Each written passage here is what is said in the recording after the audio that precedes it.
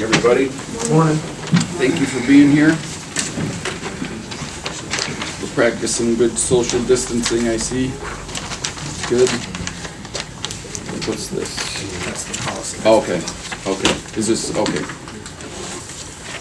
Okay.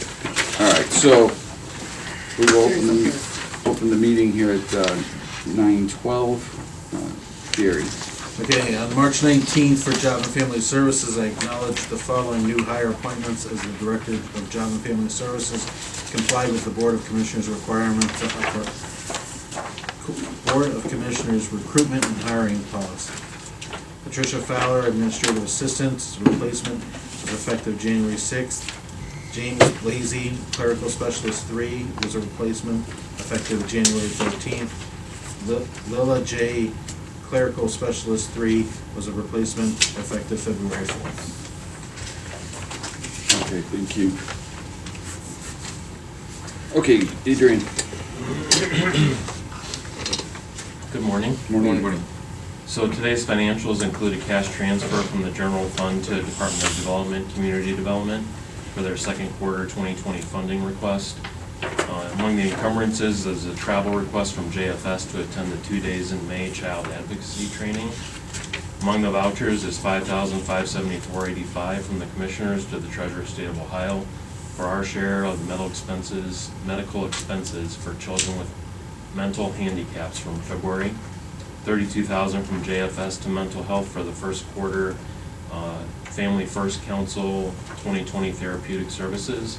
$20,550.05 from Water Resources to GPD for engineering services related to the Troy Oaks wastewater treatment plant pump station conversion project, and also revenue certifications from Board of Elections in their Help America Vote Fund and Water Resources in their Auburn Corners project fund. Thank you, Adrian. Any questions or comments regarding the financials? Hearing none, motion please. So move. Second. Commissioner DeWark? Yes. Commissioner Spillier? Aye. Commissioner Lennon? Yes. Thank you very much. Thank you, sir. Okay, Nick, morning. Morning.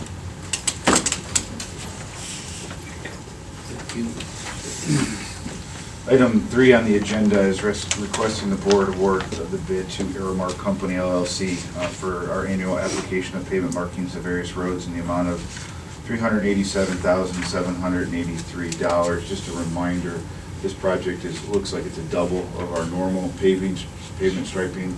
We did receive a grant from the state of $150,000 to do some safety upgrades, so we'll be adding that into our annual. And in addition, a few of the townships have signed an MOU with the engineer's office to jump in on our job too. So there's about $50K in that to cover striping of some of the townships. So that's why you'll see a double. It's a larger number than what we are normal paving striping. And they'll be paying you guys? They'll reimburse us striping. Good. I'll make that motion. Second. Commissioner DeWark? Yes. Commissioner Spillier? Aye. Commissioner Lennon? Yes. Item 4 on the agenda is requesting the board award the bid to Lake Erie Construction Company for guardrail replacement along various roads in the county in the amount of $716,295 as they represented the lowest and best bid. So we also on this project, as a reminder, there was a $600,000 grant that we Right. received for this one. So. Right. Okay. So move. Second. Commissioner DeWark? Yes. Commissioner Spillier? Aye. Commissioner Lennon? Yes. Thank you. Item 5 is requesting the board approve the use of municipal road funds for the Goodwin Avenue Improvement Project in the village of Burton in the amount of $200,000. This is in accordance with the guidelines for municipal fund usage. Well, what is this again? So this was one of the $5 fees. This was adopted back in 1968 by the commissioners. So this is one of those permissive tax Okay. that is under the authority of the engineer. So basically, we use it on primary and secondary roads within municipalities. Continuation through streets. Goodwin Avenue is a connection of Burton, Windsor. So it's kind of an essential part into the village. You know, your through roads. Kinsman could be one through the village of Burton. But is it still going, well, it says municipal road fund, so. Right, so this is the license plate, that $5 fee that we're pulling in with Yeah. registrations that comes to the engineer to use on municipal roads. Municipal Not roads. on township roads, not on county roads, but it's a way for And then this you guys license. do that? We do we are the holder of the funds to ensure it's used properly. Okay, so does, but you're not doing the actual work? We though? do not do the actual work, Yeah. so within our guidelines, there's 4 or 5 different ways they can use it for maintenance, for construction, for planning, for design. They have to apply for it. Okay. We review everything in those guidelines. The last time, these guidelines were reviewed and approved was in 2014. Just after Joe took over, we revised the guidelines so that they could, and identified, which roads it could be used on. So in all of the 6 municipalities, Quilla, Hunting Valley, South Russell, Chardon, Burton, So Middlefield. you're kind of like the pass-through for it, they apply to you? It's kind of like OPWC. Yeah. You're the Very similar. authorized agent. Yeah, we're the authorized agent for this.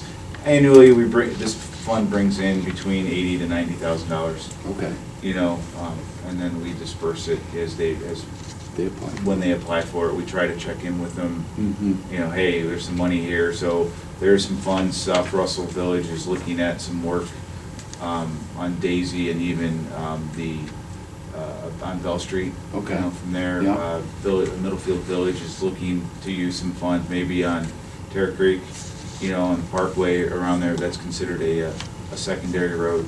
So they're looking into it. So we try to stay in touch with, the communities Mhm. and say, hey, you have so much, and they try to put it in their plan. So Okay. sometimes it goes up and then it clears out. Fifth Interesting. Avenue, Okay. up here was, Clearton Road. Chardon used that 2 years ago.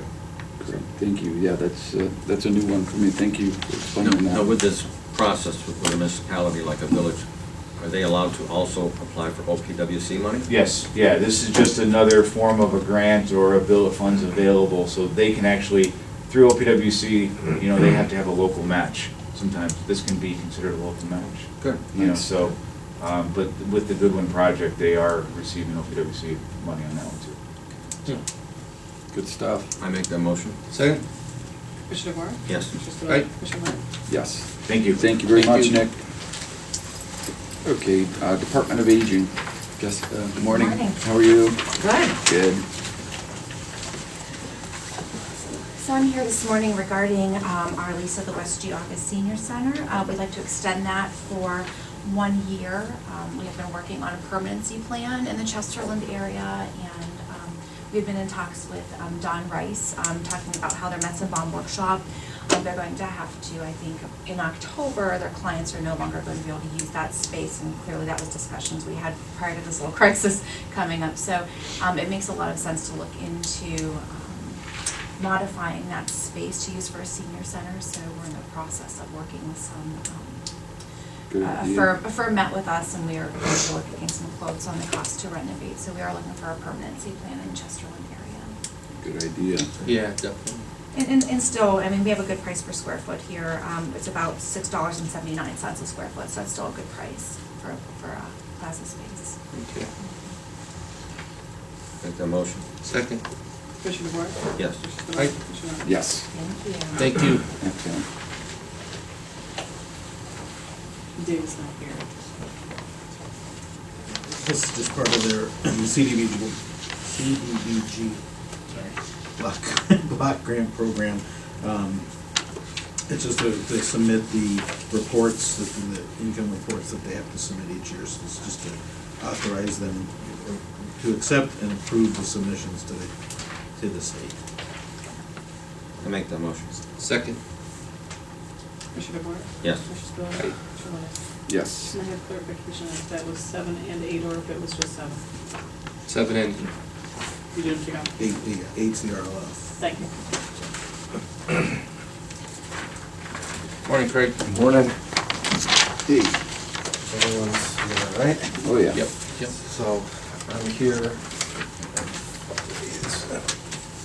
We would normally do a much bigger presentation just regarding, asking you guys, you've done this, this every year, and we had submitted a resolution for you guys to sign recognizing April as Child Abuse Prevention Month.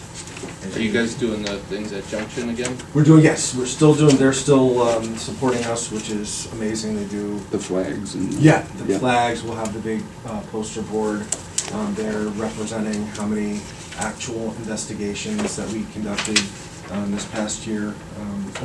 Unfortunately, that number, went up from last year. It tends to be somewhere in the 400s, this upper 400s to lower 500s, but this past year we actually investigated 589 in reports of suspected child abuse and neglect this past year. Ebbs and flows like with anything else, but just like anything else, we have a duty to respond and to investigate those things. I still think that we're doing it in a great way with positive outcomes. The most important thing is that once investigation comes in, that we address it and that we have the resources and things to help that family get back together to where it needs to be. But anyway, we're here, really hoping, doing what we can do, and I think we're doing more than we have in a long time when it comes to actual prevention services and trying to help families before something real serious comes along. So we're just asking you guys to recognize this month, again, April, as Child Abuse and Neglect Prevention Month. I make that motion. Second? Commissioner DeWort? Yes. Commissioner Aye. Spillier? Commissioner Lennon? Yes. Thank you. Thank you very much. Very much, yep. Yep. Thanks. And you'll send up the resolution? Yep. Yep, awesome. Yes. Water resources. Hello. Good morning, gentlemen. Christina. How are you, sir? How does it happen? So we have two items today to approve service contract agreements, one with Hanwell Electric and really both with Hanwell Electric for different duties and work. One is to perform electrical work on motors and blowers at various locations in the department. Both are 3-year periods. And the second one is to perform some on-site work in McFarland with the PLC HMI SCADA systems for the software. Over a 3-year contract, so they're below the threshold. Okay. If we could have a motion on 10 and 11, please. Yes. Make a motion on 10, 11. Second? Commissioner DeWort? Yes. Commissioner Spillier? Aye. Commissioner Lennon? Aye. Thank you. And do easy. Have a wonderful day.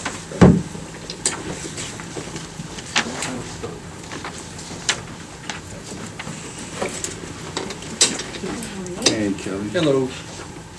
So on March 18th, we held a bid opening to request proposals for an employee assistance program. Cleveland Clinic's Lifestyle EAP was the only one that submitted a proposal. So we'd like to accept their proposal of 8 sessions at $2.10 per full-time employee. This is the same as the current contract that we have. So $2.10 per full-time employee, is that? Per month. Oh, $2.10 per month for 8 sessions? Or is it per session? 8 sessions is what they would give the client and charge to them. Okay. So you get 8 sessions for $2.10? Correct. That's Per month. That's per Per issue. employee. Per issue. employee. So an employee could technically have one set of 8 sessions for this issue, another set for this issue, and it covers financial, psychological, think of what all the other things are that They provide a number of services. That's why it says on This is a base price. Unlimited services. Okay. And then, so, employee assistance. So, could you explain the funding for this real quick, Jerry? Like, I'm just not familiar with where this is, just give me a little background on this. It's a program we've been doing for I understand. a number of years. Yeah.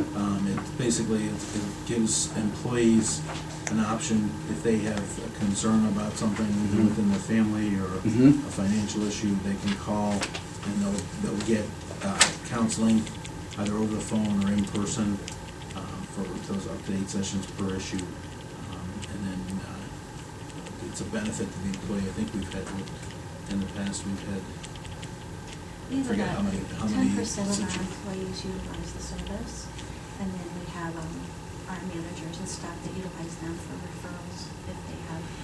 So 10% of our employees are utilizing it? We've used it also as part of disciplinary processes, Mhm. so that they can mandate that they have to go to an individual who has a attendance issue or has had some other issues in discipline. That's kind of one of the bigger benefits for the county.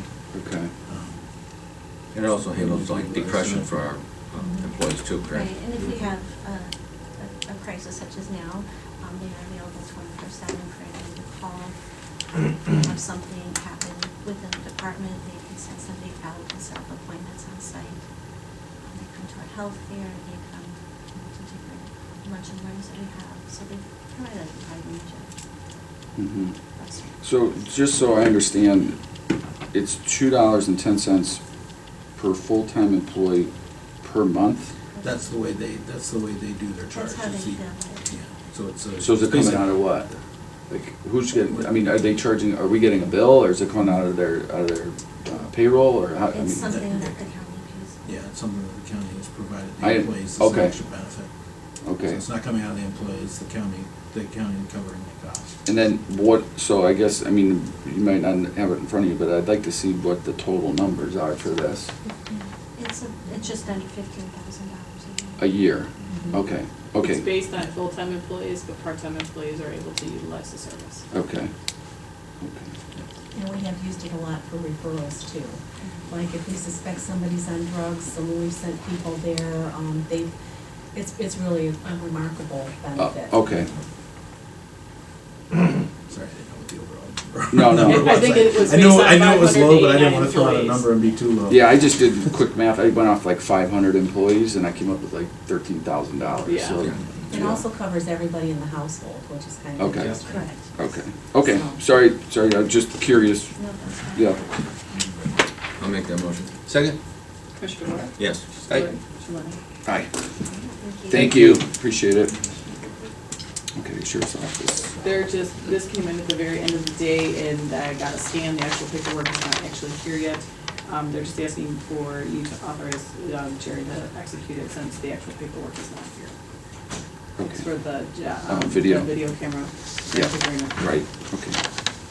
Okay, if we just read 13. The Sheriff's Office is requesting the Board approve and authorize County Administrator Gerard Morgan to execute the Ohio Department of Public Safety Office of Criminal Justice Services Sub-Grant Award Agreement for Grant 2019 JG A026468 for video camera replacement. So move. Second? Commissioner DeWort? Yes. Commissioner Aye. Spillier? Commissioner Lennon? Yes, okay. Okay, in 14, the Commissioner's Office is going to request the Board to approve and execute Resolution Number 20-037 for the Geauga County Board of Commissioners, declaration of state of emergency due to the COVID-19 virus. This is due to a change in what we've been hearing from the state EMA on a requirement that, in order to get any FEMA money that might come in as a result of this COVID issue, had been told that because the state declared it for the entire state, we were okay, and we didn't need to do a declaration in order to get any funds from FEMA. As of this past weekend, they've changed that and said that each county would have to do their own. This is purely for, being able to get FEMA funds if they come available. It's not saying that there's any major issue in Geauga County. Yeah. It's just, we're being, by the state doing, making the statements that they made, which actually, we're gonna be dealing with that on the next one.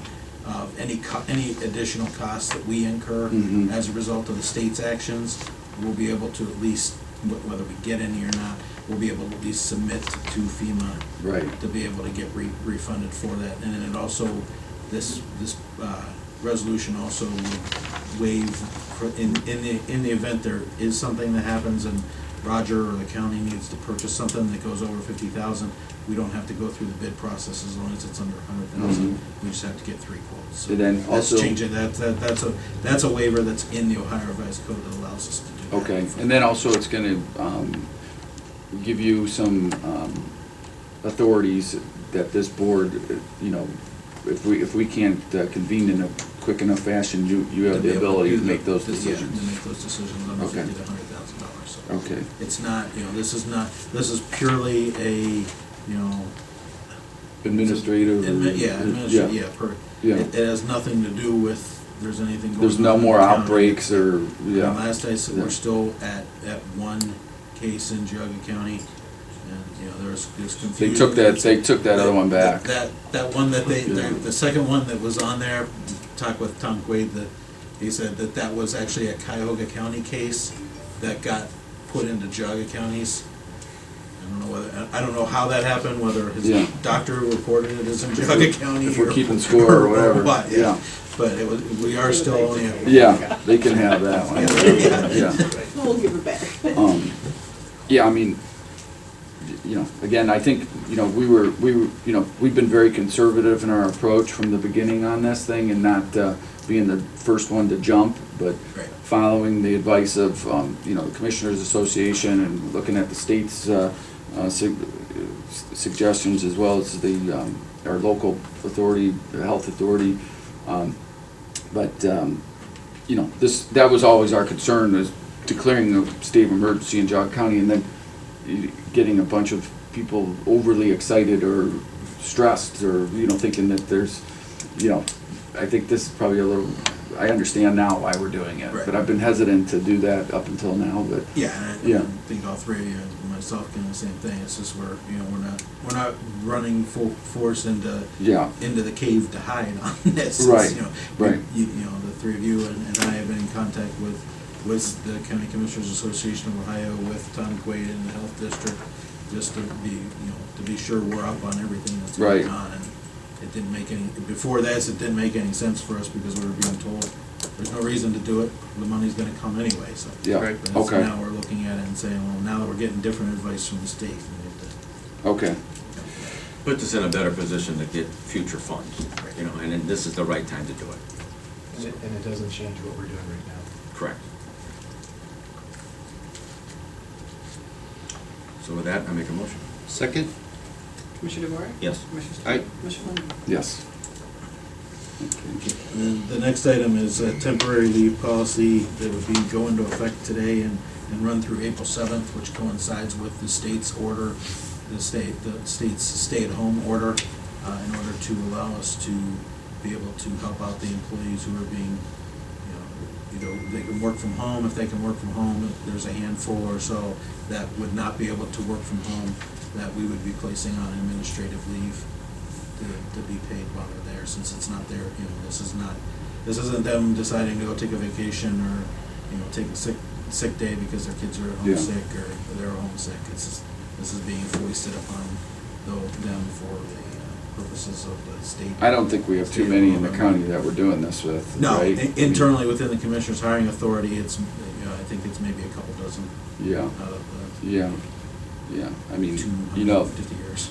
yeah, that's, this is kind of a thing, government is an essential service and you can't stop the wheels turning here. And a lot of Yeah. our employees are able to work from home, so the Right. departments will be looking at that too. Right. In order to allow those employees to stay at home, but still actually provide the services that they need to provide. Right, And again, this is a temporary from today through through April 7th. okay, and, or April 7th. April 7th, yeah. Yes, yeah. Okay, very good. I'll make that motion. Second? Commissioner DeWark? Yes. Commissioner Spillier? Aye. Commissioner Lennon? Yes. In addition to that, we're going to ask if we wanted to cancel next Tuesday's session. We were originally, last week we talked about not having as many sessions, given the, Yeah. the social distancing. Obviously, we set up for some here, but, Yeah. we were originally looking at, we kept today's on the schedule, but the idea was if we didn't have anything, we were gonna postpone today's. And we did, after the governor made his decision this past weekend, we decided to have this session, so we moved everything that was gonna be on next week Okay. up to today. So just, if you wanted to cancel Yeah. next week's session. I mean, I would keep it somewhat flexible, is, what's the latest date that we have to advertise for a meeting, is it, If you call an emergency meeting, it's, less Well, than yeah. 15 minutes, but. So if we it's- have to, we If can you get call in a here. special meeting, It's it's 24 hours. hours. 24 So hours, it's- okay. Yeah, I mean, I would just, there's no need in our day-to-day business of congregating like this, I don't think, to bring everyone together unless something changes from here to next Tuesday, which is very possible, So, with that being said, I would go ahead and agree with postponing next Tuesday's meeting. I'll second that. Commissioner DeWark? Yes. Commissioner Spillier? Aye. Commissioner Lennon? Yes. Okay. Yes, thank you. Yes, Diane Jones, Elgin Township. In light of item number 16, then I would be interested in finding out how future decisions are going to be made by the commissioners, because as you say, the business of, it's not business, government the wheels still keep turning. Correct. So how will your decisions be made in light of this cancellation? Well, If the board needs to make a decision, we'll hold a special session. and We'll then hold- Jerry's It'll be got all the, special meeting. Jerry's got the authority to go ahead and make some of these decisions now that we've declared emergency also. Okay, So- and will those decisions be made public in any fashion? They would be made public. It would depend on whether it's something that's needed to be known by the public immediately, or if it could be at the next special session. Like the other stuff, like I read this morning, the first thing where I'm authorized to do certain things, it's still with the commissioners, individual approvals, but then I present it at the next meeting. Yeah. So like what I read this morning about approving for the JFS, they're hired, they're acknowledging their hires. All right, but there will be continued notification from Christine regarding the status of If they're gonna have a meetings. meeting, yes, you'll receive an agenda like you typically do. Okay. But if it's an item that falls under the auspices of the county administrator approval, you won't see those until the next meeting. Okay. Correct. Second question, gentlemen. In light of the governor's conference yesterday in which he announced intentions to cut spending because of the immediate threat of COVID, are there any plans here or any under discussion to cut additional spending?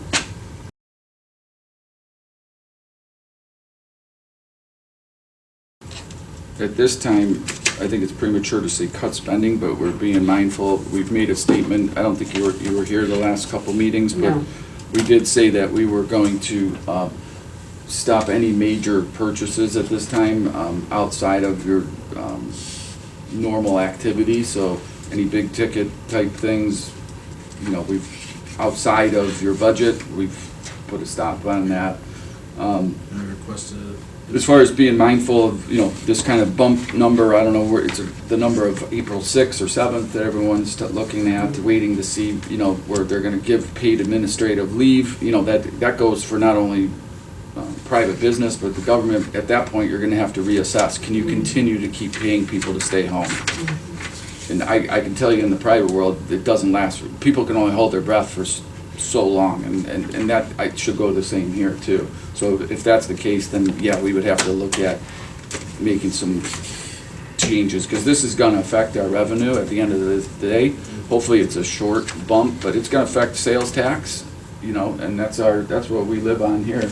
And casino tax and all those types of things, those are done, but hopefully it's just a blip in the radar. The way I see it, this thing's kind of like a storm that's been brewing out over the ocean, and we've been watching it, but it looks like it's made landfall, or it's gonna make landfall, and we're gonna have to weather the storm and at the end assess the damage, and I don't think we know what the damage is yet, but at some point, we're gonna have to, in the very near future, see how that's gonna impact us, but I think it's gonna impact the budget, I really do. Oh, yeah. Yeah. So, but hopefully we don't have to make any drastic changes here in Geauga County. You heard our investment meeting this morning prior to the Commissioner's office. We are in a good financial situation Sitting here on in Geauga cash. County. Yeah, and- fortunate. And that's a good thing. There's other counties I know, I've talked to other commissioners out there, not related to this COVID thing, we're talking about holding your breath. They can't hold their breath.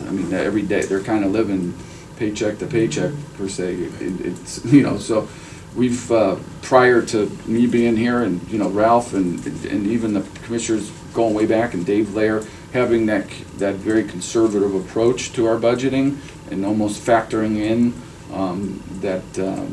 and I know, people say maybe that's, there's different philosophies on that, that we should be, and we do run a thin operation here. You can see, I don't think there's anything too extravagant out there. Over the years I've been here, I haven't seen anybody that's different offices or departments that are running off in a tangent different from the county. I think everyone works together on trying to, keep it under reins. But that being said, I think at some point, we're gonna have to take a look at it, yeah, Appreciate you saying that. yeah.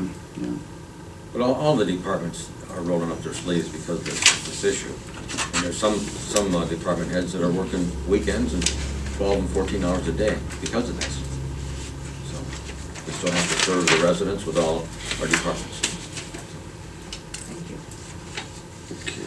Okay, Roger, do you want to add anything to the, I don't know, for everyone in the room, I know the press isn't here today really, but, well, Dane, So- but, just as far as the declaration. So as far as the declaration, you know, like Jerry said, we've received direction over the last couple of weeks that, you know, it would not affect, you know, our ability to acquire any reimbursement money if any comes available. But Sunday, I got an email that came out Sunday. I passed it to Jerry. We both agreed that, yeah, the state's changing their stance on it.